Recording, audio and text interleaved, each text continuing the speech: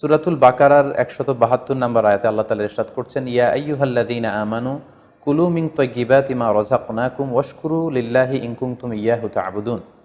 অর্থাৎ ওহে বিশ্বাসীরা, আমি তোমাদেরকে পবিত্র জিনিস থেকে যেটা রিজিক হিসেবে দান করেছি তোমরা সেটা খাও, অপবিত্র কোনো কিছু তোমরা খেও না।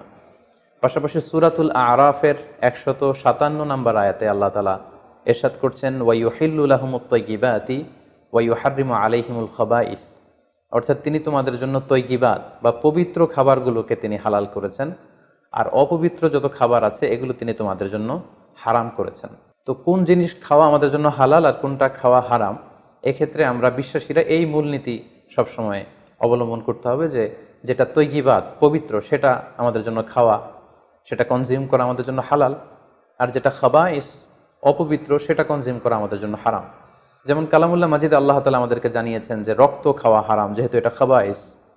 শূকরের গোশত খাওয়া হারাম, মৃত প্রাণী খাওয়া হারাম, আল্লাহ ছাড়া অন্য কোনো দেবদেবীর নামে যে প্রাণীগুলোকে স্লটার করা হয়েছে, উৎসর্গ করা হয়েছে, বলি দেওয়া হয়েছে, এগুলোর গোশত খাওয়া হারাম, কারণ এগুলো সব হচ্ছে মিনাল খাবাইস, অপবিত্র। এ পর্যায়ে ডিরেক্টলি যদি আপনার প্রশ্নের উত্তরে আসি যে সি ফুডের ব্যাপারে, সমুদ্র থেকে প্রাপ্ত যে প্রাণী বা খাবার এগুলোর ব্যাপারে কোরআন আমাদেরকে কি জানিয়েছে, সেক্ষেত্রে আমরা সূরাতুল মায়েদার ৯৬ নম্বর আয়াতকে এখানে উল্লেখ করতে চাই, যেখানে আল্লাহ তাআলা ইরশাদ করছেন, উহিল্লা লাকুম সয়দুল বাহরি ওয়া তুআমুহু মাতাআল লাকুম ওয়া লিস-সাইয়ারা। অর্থাৎ তোমাদের জন্য সাগরের শিকারকে হালাল করা হয়েছে। সাগর থেকে আমরা মাছ বা অন্যান্য যে কোনো জিনিসই শিকার করি না কেন সেটা খাওয়া, কনজিউম করা, সেটা আমাদের জন্য হালাল। পাশাপাশি সাগরে মৃত যা পাওয়া যায় এটাও আমাদের জন্য হালাল। আল্লাহ বলছেন মাতাআল লাকুম ওয়া লিস-সাইয়ারা, এগুলো তোমাদের জন্য ভোগের সামগ্রী এবং নৌপথে যারা ভ্রমণ করবে তাদের জন্য ভোগের সামগ্রী। রাইসুল মুফাসসিরিন আব্দুল্লাহ ইবনে আব্বাস রাদিয়াল্লাহু তাআলা আনহু এই আয়াতের তাফসীরে সয়দুর বাহার বলতে তিনি বুঝিয়েছেন জীবিত। জীবিত তোমরা সাগর থেকে যেটাকে শিকার করো সেটা তোমাদের জন্য খাওয়া জায়েজ।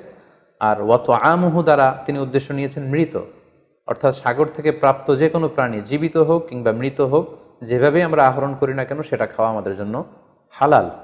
তার মানে সি ফুডের ব্যাপারে কোরআনের দিক নির্দেশনা হচ্ছে সাগর থেকে প্রাপ্ত জলজ যত ধরনের প্রাণী আছে সেটা চাই জীবিত হোক কিংবা মৃত হোক, সেটাকে আল্লাহ তাআলা আমাদের জন্য খাওয়া হালাল করে দিয়েছেন।